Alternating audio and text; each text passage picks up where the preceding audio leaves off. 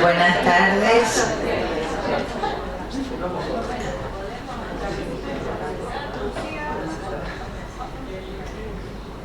Bueno, vamos a tener el gusto ahora de escuchar la presentación del doctor Hugo Aciarri.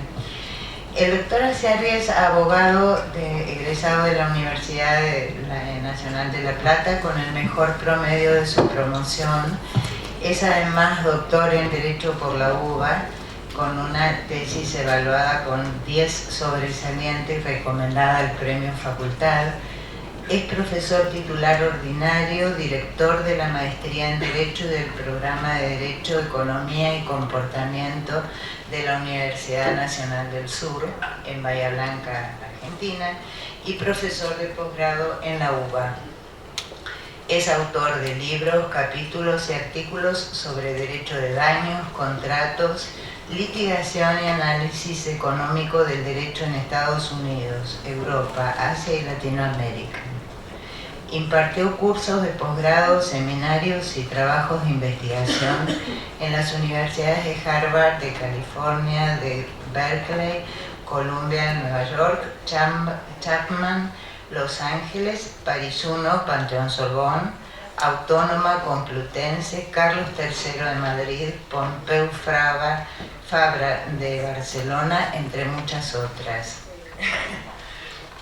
Obtuvo el premio Alejandro Roemer a la trayectoria académica en el desarrollo del análisis económico del derecho en Latinoamérica 2010, Universidad de California, Berkeley y el ACDE. Y el 2008 Microsoft Research Award for Scholarship on Law and Economics, entre otros. Profesor honorario por la Universidad de San Martín de Porres de Lima. Académico correspondiente por la Academia Nacional de Derecho y Ciencias Sociales de Córdoba. Y además fue presidente de la Asociación Latinoamericana e Ibérica de Derecho y Economía, ALACDE, hasta junio de 2017 y presidió las 25ª Jornadas Nacionales de Derecho Civil en la Universidad Nacional del Sur en Bahía Blanca. Bueno, con esta presentación me imagino que todos están ansiosos por escuchar al doctor Aciarri y no a mí, así que le otorgo la palabra, solo los voy a demorar un segundo.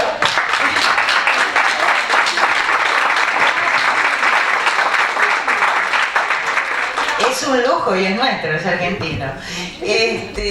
No, solo les voy a demorar un segundo el inicio para pedirles que las preguntas que tengan que quieran hacerle al doctor al finalizar su exposición las hagan por escrito y me las van a hacer llegar de manera que yo se las voy a transmitir, porque por un tema de audio es posible que no se escuchen si ustedes las hacen de viva voz.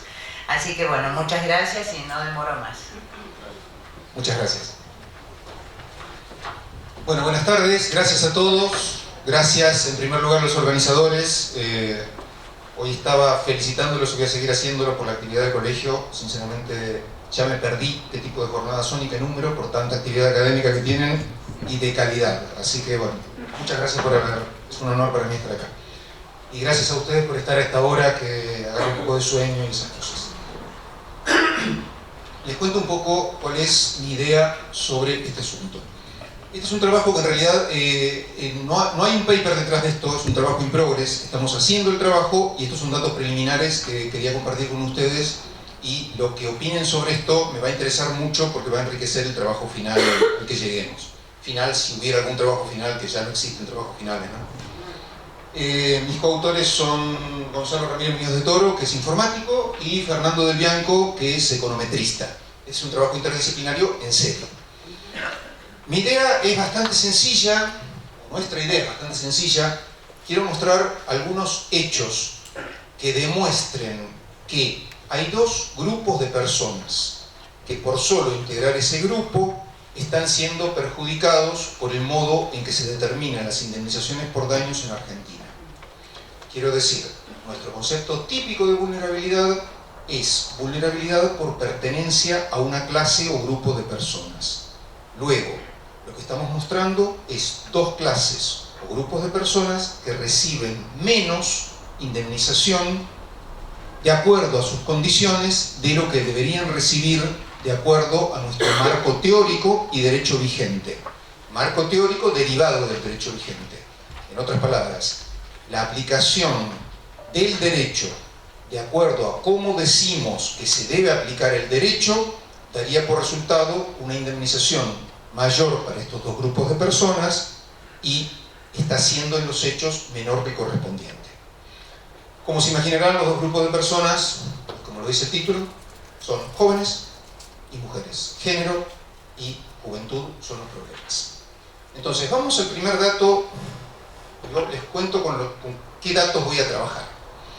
¿Vieron esa afirmación usual ahora que los datos son el petróleo de esta era? Bueno, la idea del petróleo, por un lado es porque es valioso, pero lo más importante es porque el petróleo crudo no sirve para casi nada. No sé si a alguien se le ocurre alguna utilidad en su vida cotidiana el petróleo crudo. Lo importante del petróleo son los refinamientos del petróleo, los derivados refinados del petróleo.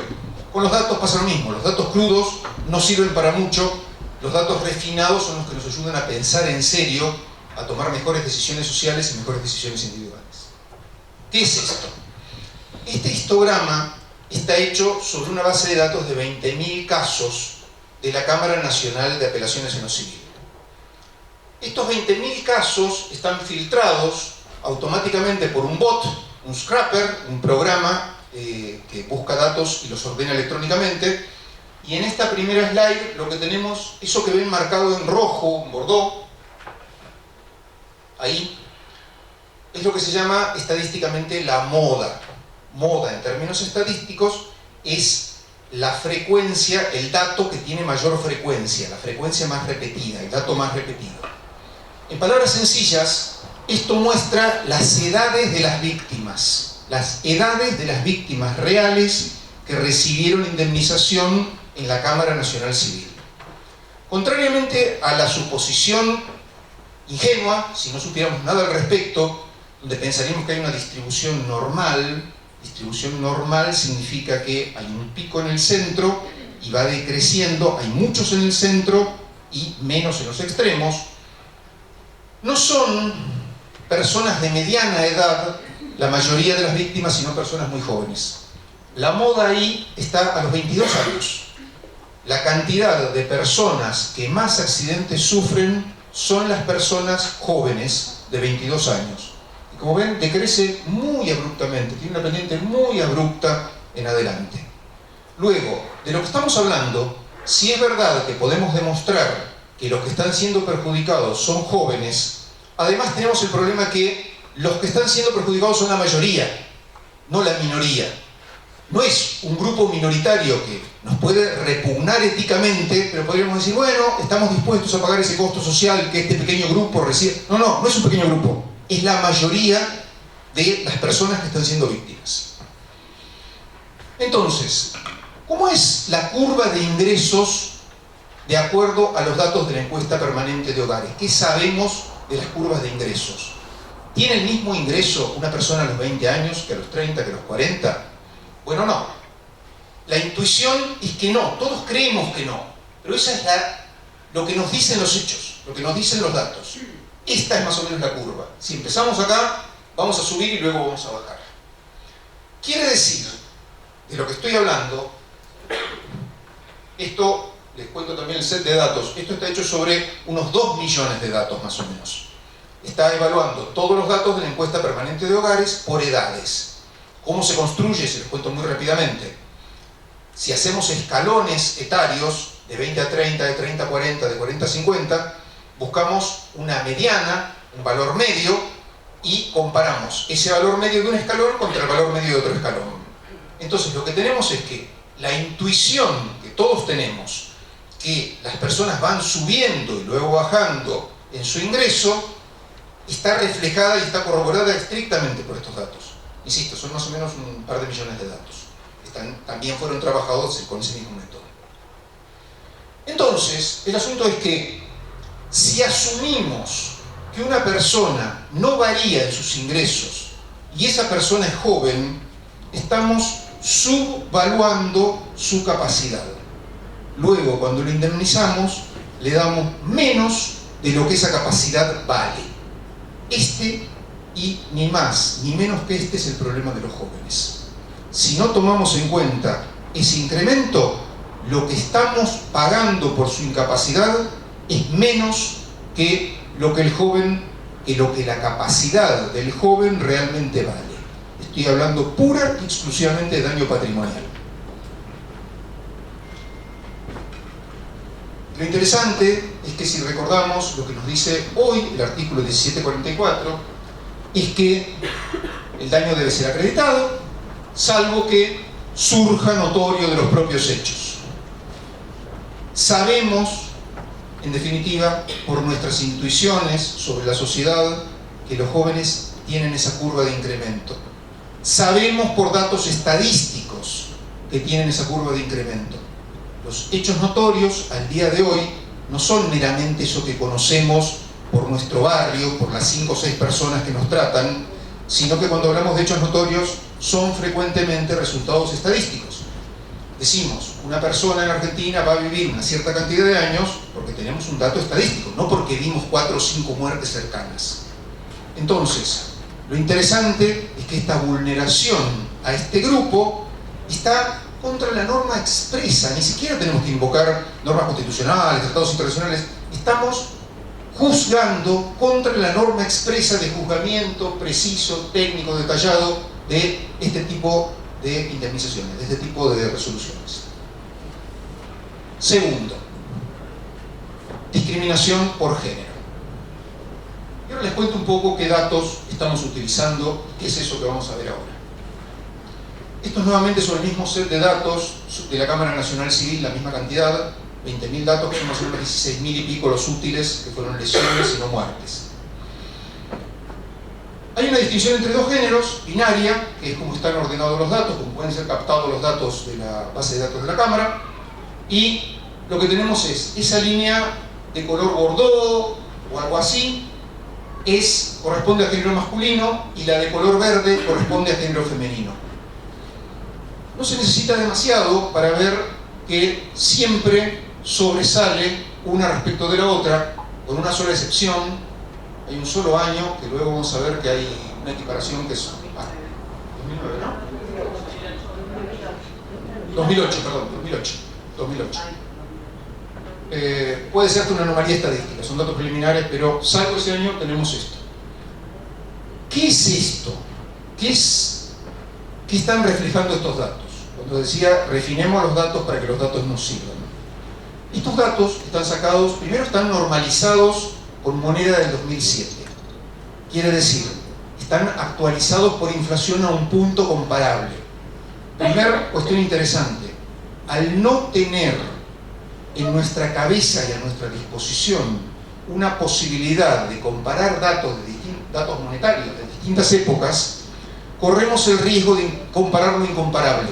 Pensamos mal porque no podemos comparar sumas de dinero, valores adquisitivos de épocas diferentes. Cuando pasamos todo a una misma escala comparable, podemos, en definitiva, comparar un año con otro y comparar dentro del mismo año sumas de diferentes épocas. Lo que encontramos entonces sobre indemnizaciones, montos totales de indemnizaciones, es que las indemnizaciones que recibe el género masculino superan siempre, con una sola excepción, que insisto puede ser hasta un error estadístico, a las indemnizaciones del género femenino. Si vamos al daño patrimonial, exclusivamente, observamos este efecto. Y yo acá me voy a poner en una posición condescendiente con los juzgadores. Voy a pensar que esto no es ni más ni menos que un reflejo de la brecha de género. Yo voy a decir en este punto, no es lo que creo, sino lo que voy a defender solo como hipótesis.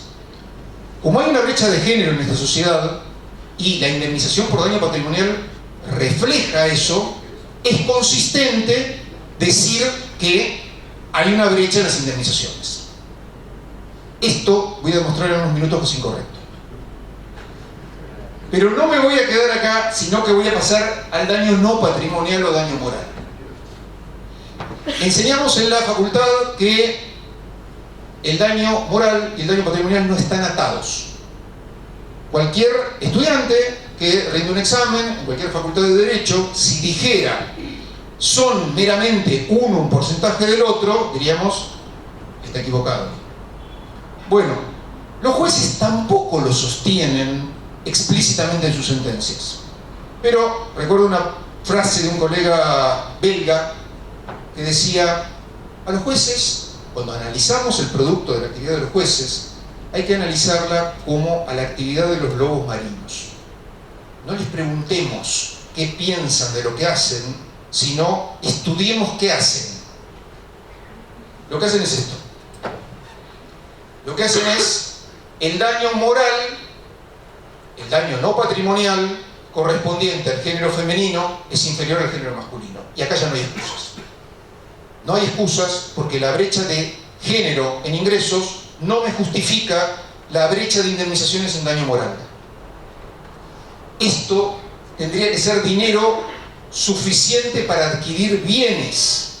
Y los bienes son comparables año por año por esa actualización, por ese paso a moneda constante de un cierto año. Luego, no tenemos ninguna explicación razonable que nos pueda gustar o no para esto. Y voy a hacer una digresión antes de seguir. Las indemnizaciones vemos en ambos casos que decrecen en moneda constante. El asunto es, no hay una justificación para que decrezcan en el daño extrapatrimonial porque deben adquirir bienes. Aunque entendamos que hay una caída del ingreso real en los últimos 10 o 12 años, no tiene sentido decir que decrezcan las indemnizaciones por daño patrimonial si esas indemnizaciones no pueden adquirir los mismos bienes. Quiero decir, si el salario cae respecto de los bienes, no hay por qué pensar que el bienestar no vinculado a ingresos caiga respecto de los mismos bienes. ¿Sí? La conjetura, desgraciadamente, es que esto surge de lo que no debería pasar. Lo que se está haciendo explícita o implícitamente es atar la indemnización por daño moral a la indemnización por daño patrimonial. Sobre esto habíamos hecho un estudio hace como 10 años. En esa época no contábamos con la misma tecnología que ahora, lo hicimos manualmente, era sobre 800, 900 casos, si no me equivoco, nada más. Y lo que encontramos es que cuando miramos qué es significativo, qué variables son significativas para los jueces en determinar daño moral, quiero decir, no qué dicen los jueces, sino qué pesa efectivamente la decisión de los jueces, los factores eran dos: ingreso y porcentaje de incapacidad. Luego, lo que enseñamos no se debe hacer, ya sea explícita o implícitamente, es exactamente lo que se hacía. Y algo más. La ilusión monetaria es confundirnos por los números. Decir, ahora una indemnización son 3 millones de pesos y antes el número grande nos parece que en definitiva es más poder adquisitivo. Entonces acá podríamos tener ilusión monetaria también en pensar que tenemos una mejora, que mientras que acá la brecha es más grande, acá está siendo más pequeña. Pero cuidado, eso tiene buena medida de ilusión monetaria, porque el 10% de 10 es más chiquitito que el 10% de 100, pero sigue siendo el 10%. Entonces lo que hacemos a continuación va a ser pasar la indemnización que reciben las personas de género femenino como porcentaje de las que recibe el género masculino. Es decir, género masculino 100, género femenino más o menos que 100, para evitar eso. Y desgraciadamente acá encontramos que no tendríamos que ser tan optimistas. No estamos mejorando tanto en los últimos años como nos gustaría. Probablemente no estemos mejorando nada. En porcentajes, en valores reales no estamos mejorando. Esto es daño patrimonial, esto es daño extrapatrimonial, y ahí se ve que las diferencias no son tan promisoriamente, no se están tan promisoriamente acortando como parece cuando lo miramos en los histogramas anteriores. En definitiva, si hiciéramos un promedio de promedios, advertencia: chicos, no hagan esto en su casa. Esto no es técnicamente correcto. tendríamos que hacer algo un poquito más refinado. Esto es simplemente para sacar un número rápido, incorrecto, pero significativo para que se vea. Hay más o menos una diferencia del 15% a favor del género masculino en contra del género femenino en idénticas circunstancias. Esa es la conclusión más fuerte, provisoria, insisto, demasiado todavía cruda, pero parece que es lo que está surgiendo de los números. Cuando se refine, vamos a tener conclusiones más seriamente defendibles. Pero parece que hay algo de esto. Entonces, como les decía, causas del problema. Si tenemos que identificar causas del problema, bueno, podríamos decir antes, estoy hablando siempre de 2015 para atrás, o sea, de Código Civil. Antes teníamos dos modos de determinar indemnizaciones, con uso explícito de fórmulas y sin uso de fórmulas. Entonces, la conclusión es, bueno, quienes no usaban fórmulas, o no explicitaban al menos su razonamiento mediante unas fórmulas, hacían algo implícitamente que producía ese efecto, que producía un cierto efecto respecto de los jóvenes. Y quienes usaban fórmulas tales que no permiten captar esa variación. Las fórmulas que se venían usando, que son en realidad una misma fórmula para determinar un valor presente de rentas constantes, no perpetua, tiene el problema que calcula solo rentas constantes. Luego, toda la ganancia en incrementos del joven, que es lo normal, no una chance excepcional de que ocurra, sino lo que normalmente ocurre, estaba cortada y perdida para los jóvenes. Digo que todas las fórmulas que se usaban producían este problema porque todas las fórmulas son transformaciones invariantes de una misma fórmula. Si quisieran, y hasta ahora no hay que hacer estas cosas, porque cae mal normalmente para la salud, la fórmula voto, la fórmula esta de valor presente estándar, lo que hacemos acá es pasar de una u otra, demostramos que esto no es más que una transformación, cambiamos el orden de los factores, o sea, hacemos las transformaciones, pasajes de términos y llegamos a lo mismo. Todas producen, ahora sí, vuelvan a mirar por favor, este efecto. Este efecto es, esto es lo que calculan las fórmulas, esto es lo que deberían calcular, pero desgraciadamente todo eso rojo es lo que se están perdiendo los jóvenes cuando usamos una fórmula de rentas constantes y le ponemos como valor lo que el chico ganaba en el momento del daño. Todo lo rojo es la medida estadística de la vulnerabilidad del grupo joven. Curso. ¿Se puede hacer algo para mejorar esto? Pero por supuesto que podemos hacer algo. Primero, usar procedimientos implícitos siempre es malo. Cuando tenemos que calcular un número y decimos, bueno, esto más o menos es tanto, ocultamos un montón de prejuicios, un montón de errores, un montón de subestimaciones y de malos manejos económicos y matemáticos, y esto funciona mal. Eso de la discrecionalidad del juez, está muy bien la discrecionalidad del juez, pero la discrecionalidad del juez tiene que ir sobre los hechos, tiene que decirme qué hechos vamos a tomar y no sobre las matemáticas. Si el juez me dice, voy a tomar que tengo dos factores, A y B, que valen exactamente lo mismo, vale 10 uno y 10 el otro. Yo digo, vamos a usar la fórmula A más B. Después me dice, no, pero el resultado lo voy a cambiar un poco por la discrecionalidad del juez. No. Eso es arbitrariedad. Puede ser que no valgan lo mismo, pero que me diga cuánto vale este factor, cuánto vale este otro factor y qué tipo de relación establezco entre ambos. Entonces, cuando se explicita eso, podemos llegar a un resultado que podemos discutir, que podemos controlar, y que no es más ni menos que una decisión republicana, democrática y funcionalmente adecuada para el caso. En definitiva, utilizar un procedimiento explícito y un procedimiento que pueda captar variaciones. ¿Se puede hacer un procedimiento que pueda captar variaciones? Pero por supuesto. ¿Es difícil ese procedimiento? Bueno, es más o menos lo que hacemos cuando calculamos intereses sobre tasa variable. Yo creo que ninguno de los presentes tiene un bloc y un lápiz con el cual se pone a hacer cuentas para agregar tasas variables. Tenemos que saber lo que estamos haciendo y tenemos instrumentos que pueden hacerlo mejor que nosotros.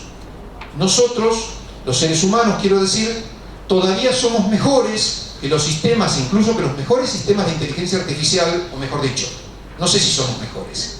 Al menos confiamos más todavía en nosotros como especie, determinando hechos sobre los cuales vamos a aplicar luego normas. Confiamos todavía más en nosotros. Pero sacando cuentas, haciendo cálculos sencillos, son mejores las máquinas, son mejores los sistemas, lo hacen más rápido, lo hacen con menos errores. Entonces, lo que se puede hacer, y ahora en Thomson Reuters va a estar este sistema, es dejémosle al sistema que haga los cálculos y nosotros hagamos la parte anterior, que es qué insumos vamos a meter en ese asunto.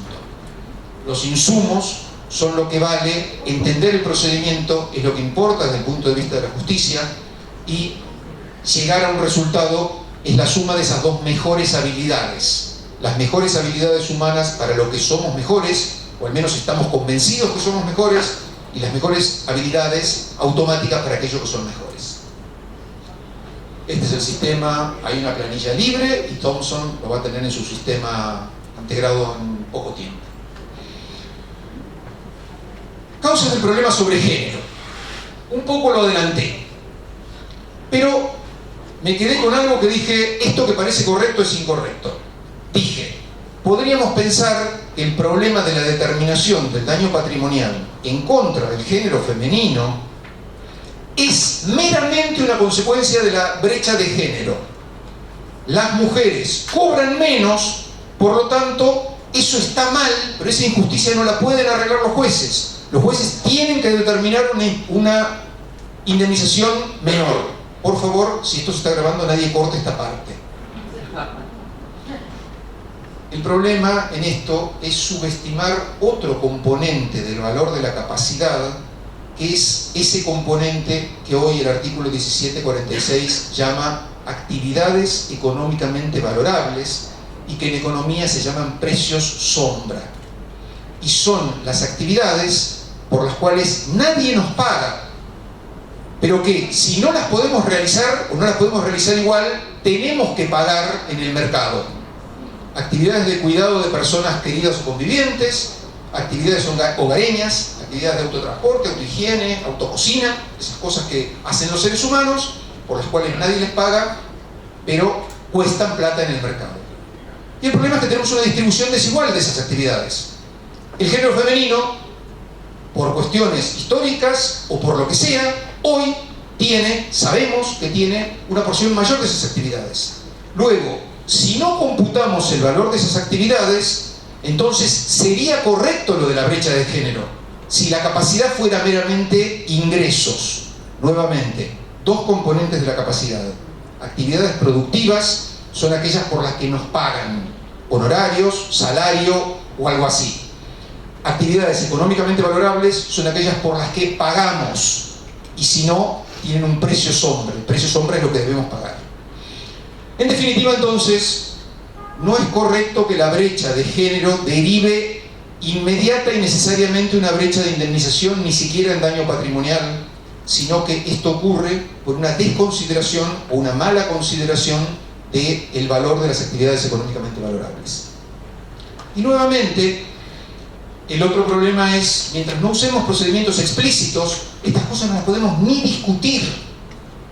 Si yo digo que a la persona A le dan 8 y por lo mismo a la persona B le dan 10, y digo cosas como, pensando en su edad, en los importantes valores implicados, en la relación de parentesco, la cantidad de hijos que tenga o que no tenga, el trabajo que realiza y su estado de salud, no digo nada. Porque esa fórmula, ese conjunto de palabras, puede ser seguido de cualquier número. Entonces, un conjunto de premisas del cual se deriva cualquier conclusión no justifica adecuadamente ninguna conclusión. Ese es el problema en este aspecto de usar procedimientos no explícitos de determinación. Y en lo que hace al daño no patrimonial, el problema nuevamente es vincular el daño no patrimonial al daño patrimonial. Luego, los cursos de acción, precisamente, son ir en contra de esa tendencia incorrecta. El primer curso de acción es, bueno, utilicemos un procedimiento explícito. Contame de dónde sacaste esas cosas que te llevan a decidir que me vas a dar 100.000 o que me vas a dar 50.000. Contame de dónde las sacaste y cómo las relacionaste. Sobre la base de un procedimiento explícito, luego se requiere una adecuada valoración de ese precio sombra, de esas actividades productivas por las cuales no recibimos dinero del mercado. Y finalmente, en lo extrapatrimonial, no atar estrictamente la indemnización de lo extrapatrimonial a lo patrimonial. Acá tendríamos para hablar un rato largo y sería muy interesante discutir sobre este tema.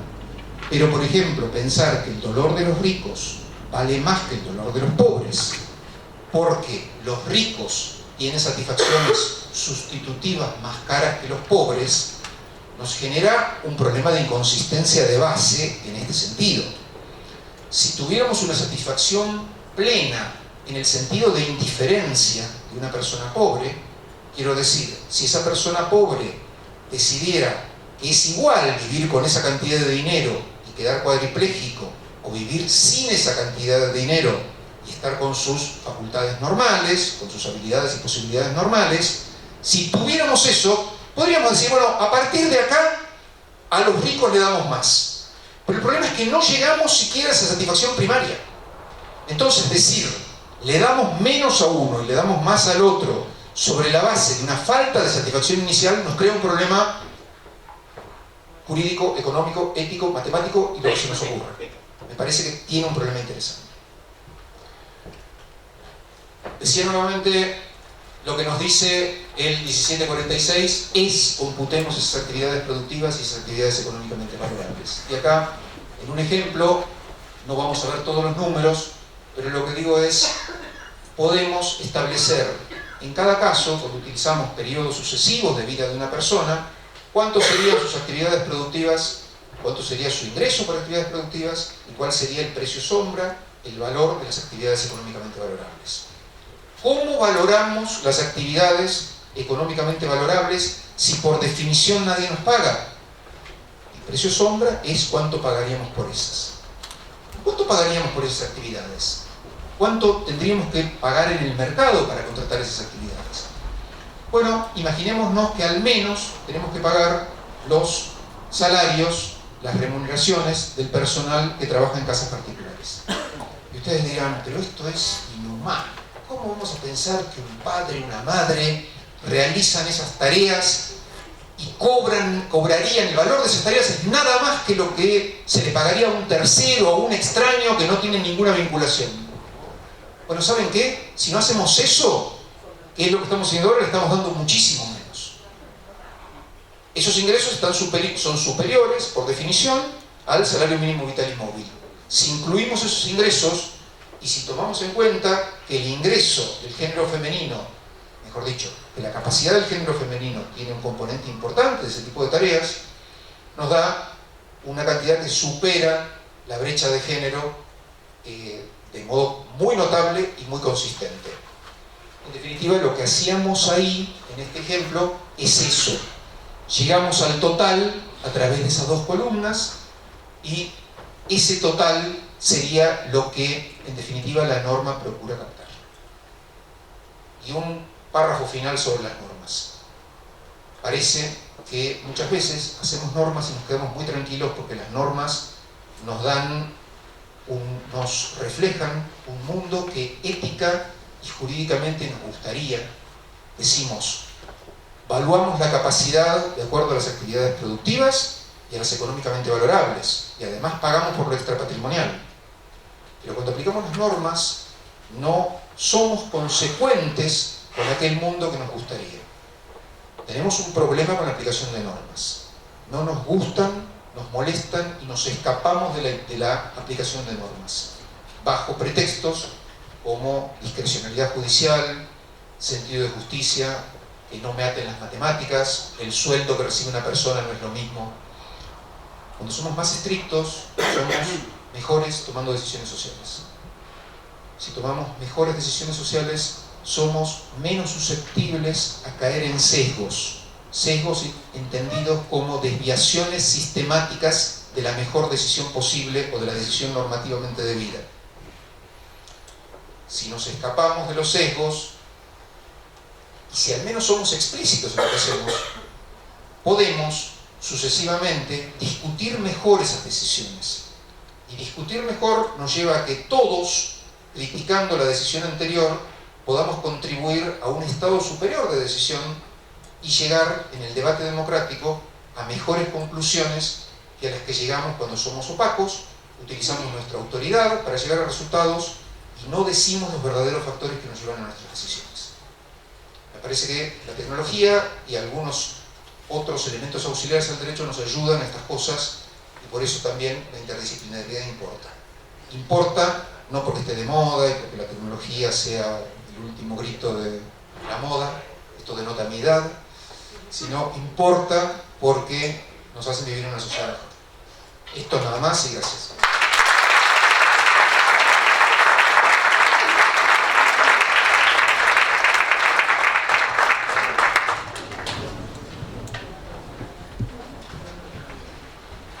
Bueno, muchas gracias. La verdad que para mí fue muy fuerte esto porque hasta el 15 de mayo de este año fui camarista civil. De modo que me siento personalmente interpelada por esta cuestión. Mientras ustedes preparan las preguntas que quieran hacerles al doctor, y espero que no hayan quedado en el mismo estado de shock que yo voy a hacer alguna pregunta específica. Hubo una variación en la fijación de los montos cuando se cambió el plenario en relación a la tasa de interés. Entonces, a partir de allí, estos últimos años, en las sentencias civiles, tanto en primera como en segunda instancia, ha habido una diferente evaluación según se hiciera el cálculo a la fecha del hecho y se aplicara tasa activa, o a la fecha de la sentencia con tasa pasiva más tasa activa después o tasa activa directamente. O sea, estamos en un momento como de mucho desorden en ese aspecto, por no hablar del factor que se agua el dinero. Y el valor de una sentencia de primera instancia que pudo haber sido justo en el momento en que se fijó, al momento de llegar a la sentencia de Cámara ya está siendo injusto. Entonces, mi pregunta es, ¿ustedes tomaron en cuenta estas variables que específicamente atañen a la Cámara Civil, que es la base de datos con la que ustedes se manejaron? Porque muchas diferencias de montos pueden surgir a partir de esto.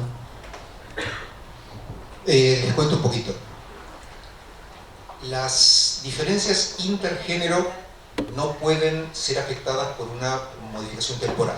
O sea, en esa no tenemos duda. Las diferencias... ¿Se escucha? ¿Se oye esto? Sí. Las diferencias en cuanto a la caída puede ser debido a la tasa de interés, en el sentido de tengo un menor monto y una tasa de interés mayor y termino equilibrando. Esto puede ser así. Y esto me trae a colación algo, insisto, las de género no pueden ser porque son las mismas, a los mismos momentos, se aplican. Claro. Y esto me trae a colación algo interesante que me preocupa particularmente, y que es esto. Vamos a hacer una maldad.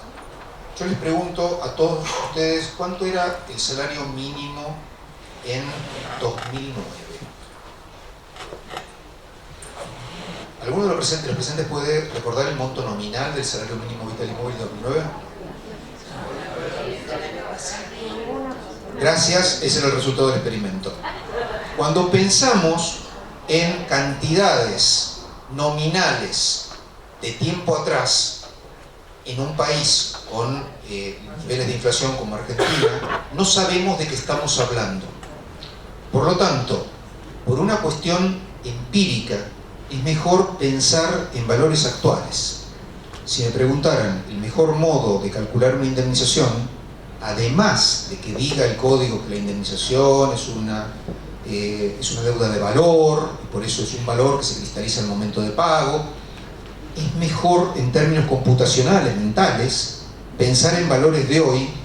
Y si una persona ganaba un salario mínimo, y quiero tomar eso a algún efecto, pensar en el salario mínimo de hoy, esto implica no determinar valores a la fecha del hecho, sino a la fecha de determinación. Este me parece que es el mejor procedimiento por ese problema. Luego tenemos infinitos problemas prácticos desde ese momento hasta el final. Y no podemos resolver del mejor modo o de un modo perfecto todos los problemas, pero podemos mejorar. O sea, una idea básica, yo no sé si alguien leyó, pero a mí me gusta mucho la idea de justicia de Amartya Sen, por ejemplo. Si nos ponemos de acuerdo, si quisiéramos ponernos de acuerdo en una idea de justicia, probablemente nos pelearíamos todos. Cuando hay puntos claves, uno diría, bueno, no, la justicia tiene que ser así o asá, más distribución, más libertad. Pero hay cosas en las que todos estaríamos de acuerdo. Si yo dijera, torturar bebés les parece justo, seguramente nadie diría que sí, de un modo incondicionado. Entonces, este modo es constructivo de abajo hacia arriba. En lugar de pensar en arreglar el mundo desde arriba con una teoría, empezamos a intentar mejorar, evitando o mejorando, saltando, modificando las cuestiones problemáticas. Y esto es algo parecido. Probablemente y seguramente nunca vamos a encontrar valores que nos satisfagan o modos de determinación que nos satisfagan completamente. Pero lo que podemos hacer es encontrar mejores métodos en relación a lo que venimos. Por eso la mejora es importante, aunque no sea óptimo. Perdón, creo que respondí, pero me fui a cualquier lado. Perdón. Es que está perfecto. Bueno, tengo aquí algunas preguntas. ¿Por qué considera que el 4% de la tasa de descuento es aceptable? ¿Podría levantar la mano al que hizo esa pregunta? Muchas gracias. ¿Hizo algún posgrado de análisis económico, el derecho, algo de eso? No, lo escuché en las conferencias y dijo que iba a explicar por qué consideraba que el 4% era una tasa de descuento aceptable en las fórmulas de rentas Sí, no está periódicas. Y no lo expliqué. Muchas gracias. Perdón. Es la pregunta probablemente más difícil que tenga que contestar hoy y les cuento. Perdón, Hugo, no sé si se llegó a escuchar, ¿no? Perdón, para la grabación me dicen que no hizo un curso esta persona, sino que me había escuchado una exposición anterior y por eso quedó con la intención de hacer esta pregunta. Decía que es la respuesta probablemente más difícil de la tarde. En Argentina había una tradición judicial desde la fórmula Woto de utilizar la tasa del 6%. ¿Qué significa una tasa de descuento? Una tasa de descuento, cuando descontamos a un valor futuro, logramos lo simétrico a someter a interés un valor presente y luego reinvertirlo en los periodos que nos interesen. ¿Por qué usar una tasa y no otra tasa? Hay un consenso actuarial bastante difundido sobre los valores a utilizar en tasas para determinar valor vida o lesiones de plazos de vida humana. Plazos de vida humana, los que conocemos. Consensos actuariales en congresos internacionales de actuarios. Normalmente el 4 es considerado un poco alto. Se suele pensar entre el 3 y el 1. ¿Por qué utilizamos el 4 en Argentina? Por una razón histórica, que venimos del 6, el 6 es mucho, cuanto más descontamos baja más la indemnización, y bajamos un poco al 4. ¿Por qué el 3 o menos del 3? La explicación, que si alguien se pone a buscar le va a costar un rato encontrarla, es una suposición de crecimiento del PBI mundial a largo plazo. No circunstancialmente, sino mundial a largo plazo. Entonces se supone que lo que iría devengando esa suma sometida a interés sería algo parecido a el incremento de largo plazo del PBI mundial. ¿Por qué no utilizar, por ejemplo, las tasas de interés de nuestros bonos? Uno dice, pero eso es una tontería, porque alguien no se compra un bono, en lugar de meter la tasa de interés, y saca una renta en dólares de una tasa que podría estar rindiendo 15%, 12%, 18%. Y la respuesta es porque esa tasa en la que estamos pensando es una tasa libre de riesgos. La tasa de nuestros bonos tiene una prima de riesgo. Cuando ustedes ven riesgo país, es una prima de riesgo. Por lo tanto, la tasa esa chiquitita Entonces, es una tasa libre de costos de administración monopólicos, de rentas por administración monopólica y de prima de riesgo. La idea es esa. Entonces, si me preguntaran a mí, ¿está bien el 4%? Teóricamente yo diría, debería ser un poquito más baja. Pero no me parece mal en Argentina por la tradición, por la path dependence, por el camino del que venimos, la dependencia del camino al que venimos, que era más alta y bajamos al 4%. Esa es un poco la idea. Por favor. Otra pregunta es, ¿cómo la justicia puede ser más estricta en la aplicación de normas para evitar sesgos? Gracias. ¿Quién hizo la pregunta? Muchas gracias. A mí me parece que hay varios cursos a explorar. Una es ser explícito, otra es ser automático. ¿Qué quiero decir? Ser explícito permite la crítica, es lo que decía hoy. Si tengo un sesgo en la aplicación, si sistemáticamente estoy equivocándome para el mismo lado, un sesgo, a diferencia de un error, es que el error puede caer para uno o para otro. El sesgo cae siempre del mismo lado. Entonces, si estoy siendo sesgado y estoy siendo explícito, la crítica me puede hacer que no siga siendo sistemático. La crítica es la apelación, los fallos de tribunales superiores, la doctrina de los autores, todo eso junto y el estado de opinión en última instancia de la sociedad. Eso, ser explícito, ayuda a evitar sesgos. Y otra cosa que ayuda a evitar sesgos es ser automático. Ser automático es, en algunas decisiones en las que no nos va la vida, por ejemplo, hoy hablábamos durante el almuerzo, si se deben dejar las boletas de aporte en papel después de remitirse la constancia electrónica de pago, algunos juzgados dicen sí y otros no. Uno diría, ¿por qué no automatizamos y evitamos ese problema? Esos son un montón de horas de trabajo de muchas personas, un montón de costos, automaticemos. Lo que automatizamos en lo que no hay un problema de justicia en lo que nos vaya la vida, nos saca el riesgo de siempre perjudicar al mismo y nos pone en un ambiente en el cual, además de evitar el sesgo, reducimos costos, que son costos administrativos y costos sociales, evidentemente. Muy bien, aquí tenemos otra pregunta. Si se puede compatibilizar este criterio con la compensación económica. A ver si entiendo, ¿quién hizo esta pregunta? Creo, o sea, la idea... Perdón, sí, usted, doctor, se refiere a la compensación económica del nuevo instituto del Código en materia de divorcio, cese de uniones convivenciales y demás. La respuesta corta es sí, sin duda. La respuesta larga es, hay una fórmula y una planilla de cálculos para compensación económica en el divorcio y uniones convivenciales, y fin de uniones convivenciales, hecha por Matías Irigoyen Testa, donde la idea es tomar parámetros aproximados a estos, pero más parámetros. Lo que hace que el asunto tenga otra complejidad es que hay más factores involucrados o distintos factores involucrados. Los criterios basales de este asunto son estrictamente trasladables a la compensación económica. Muy bien, otra pregunta. ¿Usted considera que es viable imponer a los jueces la aplicación de fórmulas cuando en esta jurisdicción hay magistrados que no aplican la ley 14967 de honorarios profesionales, infringiendo sus mínimos arancelarios? Algo me hizo pensar que era bien local la pregunta. No preguntes quién hizo la pregunta. Se levantó la mano. Se está haciendo cargo. Se levantó la mano. Se está haciendo cargo. Y además fue aplaudida. Me encantaría contestar la respuesta corta únicamente. Sí. Me encantaría. Me explayo un poquito más. No es imponerle a los jueces el uso de fórmulas. Es imponerle a los jueces la aplicación del derecho. Y la aplicación del derecho es, señor juez, aplique el 1746 y cuénteme cómo lo aplicó. La fundamentación de sentencia es cuénteme cómo lo aplicó. Y las fórmulas no son ni más ni menos que la expresión de ese razonamiento cuando hay cantidades complejas.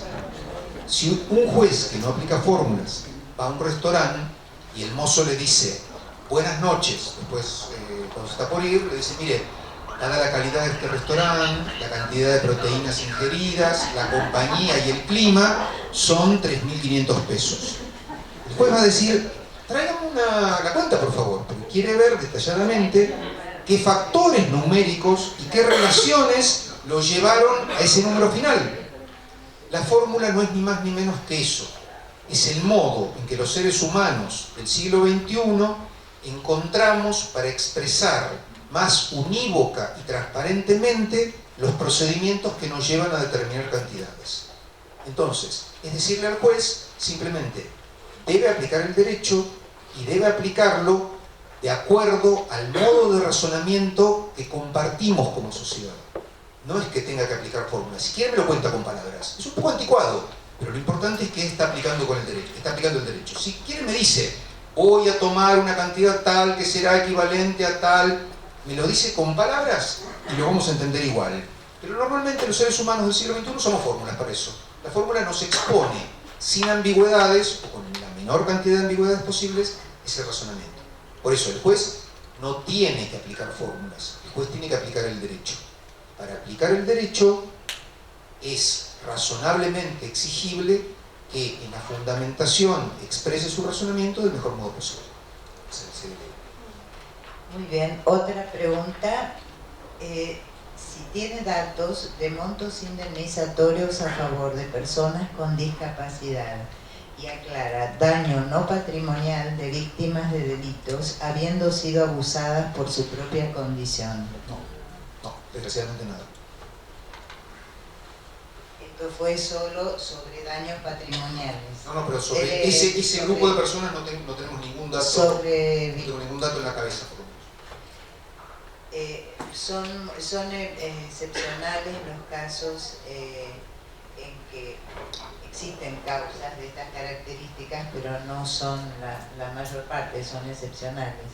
En esa inmensa base de datos quizá alguno se deslizó, pero... Por eso digo, debe haber datos, yo no lo sé. No lo sé.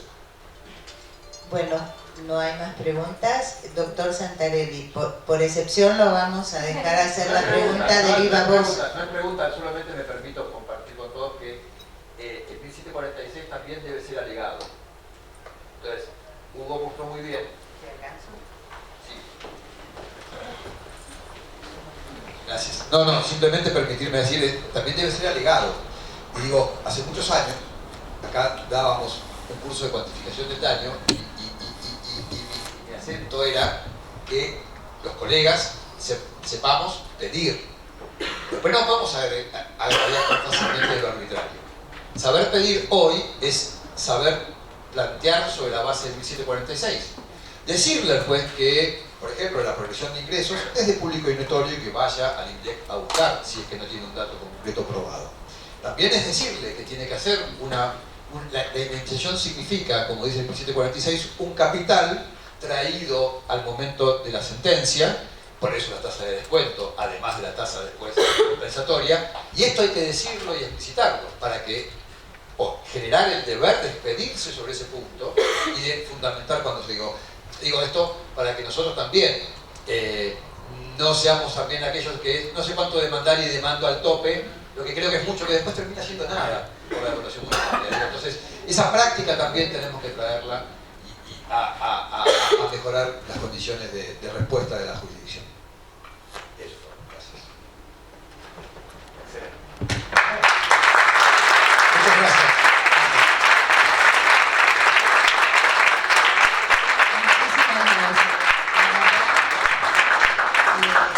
Voy a decir esto a título personal. Cuando uno cree que no le queda nada por aprender, hay muchas cosas que no sabe y aprende gracias a exposiciones como la del doctor. Así que estoy personalmente muy agradecida. Muchas gracias, pero me parece que es importante esto. Sería una casualidad, antes de la palabra de Julio, que la última pregunta que me hicieron contesté no sé. Me parece que lo más importante de todo este asunto es que todos estamos aprendiendo todos los días y que todos no sabemos poquito, y por eso es interesante ser transparente, que todos opinemos, que todos criticamos, que todos charlemos. Muchas gracias a ustedes.